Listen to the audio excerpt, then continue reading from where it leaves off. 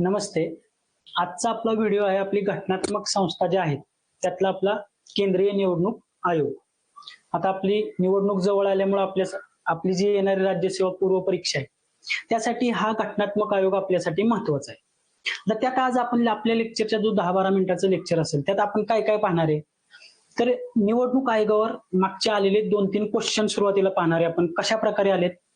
त्यानंतर निवडणूक आयोगाची स्थापना कधी, त्याचे सुरुवातीचे आयुक्त कोण आहेत, त्यानंतर निवडणूक आयोगाचं स्वरूप कसं बदलत गेलं, निवडणूक आयोग जे निवडणूक आयुक्त आहेत, मुख्य आयुक्त असो किंवा इतर आयुक्त असो, त्यांना कार्यकाळाची सुरक्षा कशी आहे, त्यांची अपॉइंटमेंट कोण करतं, त्यांचं रिटायरमेंटचे एज काय आहे, ह्या सगळ्या गोष्टी आपण बघणार आहे 2-3 स्लाइडमध्ये. फक्त फॅक्च्युअल गोष्टी बघणार आहे. आपल्या राज्यसेवा पूर्वच्या दृष्टीने जे काही जेवढ्या महत्वाच्या फॅक्च्युअल आहेत, जास्त मोठं लेक्चर न करता तेवढंच आपण पाहणार आहे. सुरुवातीला काय करणार आहे आपण, तर आपण 3 क्वेश्चन बघणार आहे की निवडणूक आयोगावर आतापर्यंत क्वेश्चन आलेत कसे, त्यासाठी एक सॅम्पल क्वेश्चन म्हणून. त्यातला पहिला क्वेश्चन बघा काय आहे, तर हा क्वेश्चन आर्टिकल 324 ला आपलं जे निवडणूक आयोग आहे त्या संदर्भात आहे. भारतीय निर्वाचन आयोगाबाबत खालीलपैकी कुठली विधानं बरोबर आहेत, हा आहे आपला पहिला क्वेश्चन जो 2017चा आहे. तर त्यात पहिला ऑप्शन काय होता, निर्वाचन आयोग हा मुख्य निवडणूक आयुक्त आणि आणखी 2 निवडणूक आयुक्त यांनी मिळून बनलेला असेल, असं पहिलं स्टेटमेंट सांगितलंय. दुसरं स्टेटमेंट सांगितलेलं आपल्याला, निर्वाचन आयोग हा मुख्य निवडणूक आयुक्त आणि राष्ट्रपती वेळोवेळी निश्चित करतील तेवढ्या संख्येचे अन्य निवडणूक आयुक्त यांचा मिळून बनलेला असेल. तिसरं स्टेटमेंट आहे, निर्वाचन आयोग हा मुख्य निवडणूक आयुक्त आणि संसद वेळोवेळी निश्चित करील तेवढ्या संख्येचे अन्य निवडणूक आयुक्त मिळून बनलेला असेल. तर हा होता क्वेश्चन आणि यातलं बरोबर आन्सर आपल्याला निवडायचं होतं. तर निवडणूक आयोगासंदर्भात आपल्याला माहिती आहे, निवडणूक आयोग ज्यावेळेस स्थापन झाला त्यावेळेस काय होता, 1 सदस्य होता. 1989 ला तो काय झाला, त्रिसदस्यीय 3 सदस्यांचा झाला. पण 9वी लोकसभा झाली त्यानंतर पुन्हा तो 1च सदस्य व्हायला. तिथं 3 सदस्यांचा का केलता, तर 61व्या घटना दुरुस्तीने त्यावेळेस काय झालं, मतदानाचं वय 21 वरून 18 वर आणण्यात आलं आणि वाढलेल्या कामाच्या व्यापामुळे ते 3 सदस्य केले. पण पुन्हा एकदा तो 1च सदस्य आला. त्यावेळेस मुख्य निवडणूक आयुक्त होते पेरी शास्त्री. मात्र 1993 पासून मात्र सलग निवडणूक आयोग 3 सदस्यीयच आहे. आणि त्यावेळेस 1993 ला मुख्य निवडणूक आयुक्त होते आपले TN शेषन. मग सलग म्हटलं तर 93 पासून आपला 3 सदस्यीय झालाय. बरं, आता त्यातल्या आयुक्तांची मग संख्या कोण ठरवतं, तर आयुक्तांची संख्या ठरवतो राष्ट्रपती. मग इथं आपलं स्टेटमेंट काय बरोबर असणार आहे, स्टेटमेंट नंबर 2. निर्वाचन म्हणजे अनुच्छेद 324 नुसार निर्वाचन आयोग हा मुख्य निवडणूक आयुक्त आणि राष्ट्रपती वेळोवेळी निश्चित करतील तेवढ्या संख्येचे अन्य निवडणूक आयुक्त यांचा मिळून बनलेला असेल. तर हा अशा प्रकारचा हा पहिला क्वेश्चन झाला. आता दुसरा क्वेश्चन बघा, निवडणूक आयुक्तांच्या कार्यकाळावर आलाय. तर काय आहे, निवडणूक आयुक्तांच्या कार्यकाळ समाप्तीबाबत कुठल्या 2 अटी आहेत असं विचारले. एकदम सिंपल क्वेश्चन आहे, थोडासा फक्त किचकट करण्याचा प्रयत्न केलाय. 5 वर्षाचा कार्यकाळ पूर्ण झाल्यानंतर, दुसरा स्टेटमेंट आहे 6 वर्षाचा कार्यकाळ पूर्ण झाल्यानंतर, तिसरा आहे वयाची 60 वर्ष पूर्ण झाल्यानंतर आणि वयाची 65 वर्ष पूर्ण झाल्यानंतर. तर आपल्याला माहिती आहे निवडणूक आयुक्तांचा कार्यकाळ किती असतो, आपण लक्षात ठेवतो 6-65, म्हणजे 6 वर्षाचा कार्यकाळ किंवा वयाची 65 पूर्ण होईपर्यंत. मग कुठली स्टेटमेंट बरोबर आहे, तर स्टेटमेंट बी आणि स्टेटमेंट डी, आणि असा असणारा ऑप्शन आहे पर्याय क्रमांक 3. तर अशा प्रकारे निवडणूक आयुक्तांच्या कार्यकाळावर, त्यांच्या वयावर, याच्यावर सुद्धा क्वेश्चन येतो. आणि पुन्हा एकदा तिसरा क्वेश्चन बघा आपण घेतलेला कोणता आहे 2019चा, तर त्यातलं पहिलं स्टेटमेंट काय, अयोग्य आपल्याला ओळखायचं खालच्या 4 स्टेटमेंट मधलं. तर पहिलं आहे, भारतीय संविधानाच्या अनुच्छेद 324 नुसार भारतीय निवडणूक आयोग या संवैधानिक संस्थेची निर्मिती करण्यात आली. तर निवडणूक आयोग घटनात्मक म्हणजे संवैधानिक आहे, तो आर्टिकल 324 अंतर्गत आहे, हे आपल्याला माहिती. म्हणजे पहिलं स्टेटमेंट बरोबर. भारताच्या निवडणूक आयोगाची स्थापना 25 जानेवारी 1950 रोजी करण्यात आली, हेही स्टेटमेंट बरोबर आहे. आता आपण आत्ताच काय केले, प्रजासत्ताक आपला 75वा साजरा केलाय 26 जानेवारी. निवडणूक आयोग आपला आहे 25 जानेवारी 1950, म्हणजे निवडणूक आयोगाला पण किती वर्ष पूर्ण होत आहेत, 75. त्या पण दृष्टीने निवडणूक आयोग आपल्याला महत्वाचा आहे. त्यानंतर काय दिलंय, पहिले मुख्य निवडणूक आयुक्त सुकुमार सेन यांची नियुक्ती 25 जानेवारी 1950 रोजी करण्यात आली. तर इथं फसवलंय आपल्याला. जरी निवडणूक आयोग आपला 25 जानेवारीला स्थापन झालेला असला तरी त्यानंतर 2 महिन्यांनी म्हणजे जवळपास 21 मार्च 1950 ला यांची नियुक्ती झाली. त्यामुळे हे तिसरं स्टेटमेंट चुकीचं आहे. आणि चौथं स्टेटमेंट दिलं तर 1 ऑक्टोबर 1993 पासून भारताचा निवडणूक आयोग त्रिसदस्यीय झाला. तर हे बरोबर आहे. त्याच्या आधी 1989 ला झालता, पण तो एकाच तेवढ्या लोकसभेपुरता होता 9व्या. पण कंटिन्यू झाला तो 1 ऑक्टोबर 1993. त्यामध्ये काय, एक मुख्य निवडणूक आयुक्त आणि इतर दोन निवडणूक आयुक्तांचा समावेश होता. आणि 1993 ला मग मुख्य निवडणूक आयुक्त कोण होते, TN शेषन. आणि पहिल्यांदा ज्यावेळेस त्रिसदस्यीय झाला त्यावेळेस पेरी शास्त्री होते. तर अशा प्रकारचे निवडणूक आयोगावर क्वेश्चन आपल्याला येतात. आणि आपण घटनात्मक आयोग बघितलं तर मागच्या 5 वर्षात जवळपास 9 क्वेश्चन आलेले आहेत राज्यसेवा पूर्व परीक्षेला. मग ह्या राज्यसेवा पूर्व परीक्षेला पण आपल्याला घटनात्मक आयोग, बिगर घटनात्मक आयोग महत्वाचे आहेत. आणि त्यातलाच एक महत्वाचा आयोग असणार आपला निवडणूक आयोग. आता निवडणूक आयोग भाग किती मध्ये माहिती आपल्याला, 15 भाग 15 मध्ये, जो आपण असाही लिहितो.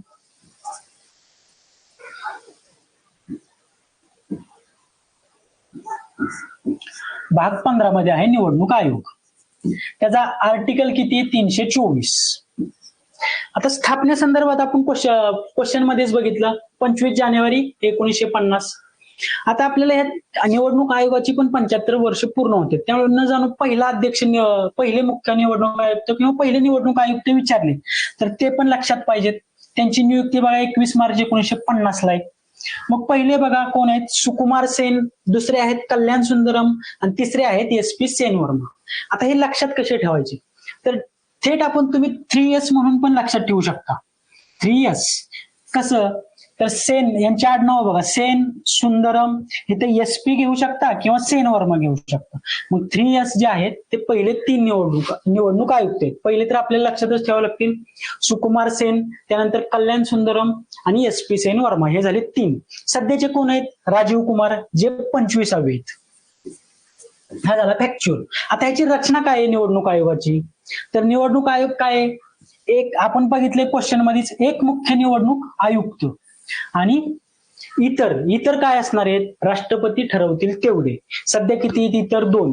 म्हणजे सध्या निवडणूक आयोगात 3 सदस्य. विभागीय आयुक्तांबाबत काय तरतूद आहे, तर आवश्यकता वाटल्यास निवडणूक आयोगाशी चर्चा करून राष्ट्रपती विभागीय आयुक्त पण नेमू शकतात. आपण ही तारीख बघितलेली 15 ऑक्टोबर 1989 पर्यंत निवडणूक आयोग काय होता, 1 सदस्यीय. मग 16 ऑक्टोबर 1989 ला त्याच्यावर 3 सदस्य झालं. ते काय झालते, तर 61व्या घटना दुरुस्तीमुळे काय झालं, तर मतदानाचं वय 21 वरून 18 करण्यात आलं. आणि मग वाढलेल्या कामाच्या व्यापामुळे तिथं 3 सदस्य झालं. त्यावेळेस पेरी शास्त्री काय होते, मुख्य निवडणूक आयोग. त्यानंतर 1993 पासून मात्र कंटिन्यू निवडणूक आयोग त्रिसदस्यीय झाला. इथं TN शेषन मुख्य आयुक्त आहेत. कार्यकाळ आपण क्वेश्चन मध्ये बघितलेला 6 वर्ष किंवा 65 वर्ष. आता निवडणूक आयोगाच्या सदस्यांची किंवा मुख्य आयुक्तांची नियुक्ती त्यांना पदावरून काढायचं असेल, त्यांच्या सेवा शर्ती ज्या काही अटी असतील ह्या कोण ठरवतं, तर राष्ट्रपती ठरवतो. इथं दिलंय बघा, नियुक्ती, सेवा शर्ती किंवा पदावरून काढणे सगळं ठरवणारे राष्ट्रपती. आणि पदावरून काढण्याची प्रक्रिया कशी आहे, सर्वोच्च न्यायालयाच्या न्यायाधीशाला ज्या प्रकारे काढलं जातं त्याच प्रकारे निवडणूक आयोगाच्या मुख्य आयुक्ताला काढलं जातं. ही आहे पदावरून काढण्याची प्रक्रिया. मग सर्वोच्च न्यायालयाच्या न्यायाधीशाला कसं काढलं जातं, सिद्ध झालेलं गैरवर्तन किंवा अकार्यक्षमता या 2 कारणासाठी काढलं जातं. मग त्याच कारणासाठी निवडणूक आयुक्तांना पण काढलं जातं. तर अशा प्रकारे आपण इथं काय बघितलं, निवडणूक आयोगाचा भाग 15 कलम 324. त्यानंतर पहिले 3 कोण, आपण 3S बोललो, सुकुमार सेन, त्यानंतर कल्याण सुंदरम, SP सेन वर्मा. त्यानंतर येतो आपले सध्याचे राजीव कुमार 25वे. रचना कशी आता, एक मुख्य आयुक्त, सध्या 3 आहेत, 1+2. त्यांच्या रिटायरमेंटचं वय किती असतं, 665. त्यानंतर 89 पर्यंत काय होता निवडणूक आयोग, 1 सदस्य होता. 89 ला 3 सदस्यीय झाला, परत 1 सदस्यीय झाला. 93 पासून मात्र त्रिसदस्यीय. सगळं नियुक्ती, सेवा शर्ती, पदावरून काढण्या सगळ्या संदर्भात कोण ठरवतं, राष्ट्रपती. आणि त्यांना काढून टाकलं जातं सर्वोच्च न्यायालयाच्या न्यायाधीशाप्रमाणे. आता पुढचं बघा, हे झालं मुख्य निवडणूक आयुक्त. अजून एक यात अट काय आहे, इतर निवडणूक आयुक्तांना जर काढून टाकायचं असेल तर त्यासाठी काय आहे, मुख्य निवडणूक आयुक्तांची शिफारस लागते. तेच इथे निवडणूक आयुक्तांना काढून टाकणे, मुख्य निवडणूक आयुक्ताची शिफारस आवश्यक. आता हे निवडणूक आयोगामध्ये त्रुटी काय काय आहेत याच्यावर सुद्धा क्वेश्चन येतो. तर यांचं काय आहे, राज्यघटनेत निवडीचे निकष सांगितलेले नाहीत. त्यांची ज्यावेळेस रिटायरमेंट होईल तर ज्यावेळेस ते त्या पदावरून जातील तर इतर पदावर नेमणूक करायला त्यांना काही बंधनं नाहीत. म्हणजे इतर पदावर सुद्धा त्यांची नियुक्ती होऊ शकते. त्यानंतर इतर सदस्यांचा कार्यकाळ सांगितलेला नाही. ह्या त्रुटी आहेत आणि याच्यावर सुद्धा क्वेश्चन येतो.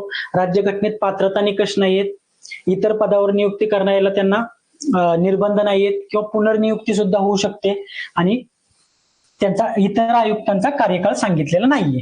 आता दर्जा काय आहे त्यांना, दर्जा म्हणजे ऑर्डर ऑफ प्रेसिडेन्स, राष्ट्रपती, उपराष्ट्रपती, राज्यपाल, पंतप्रधान, राज्यपाल.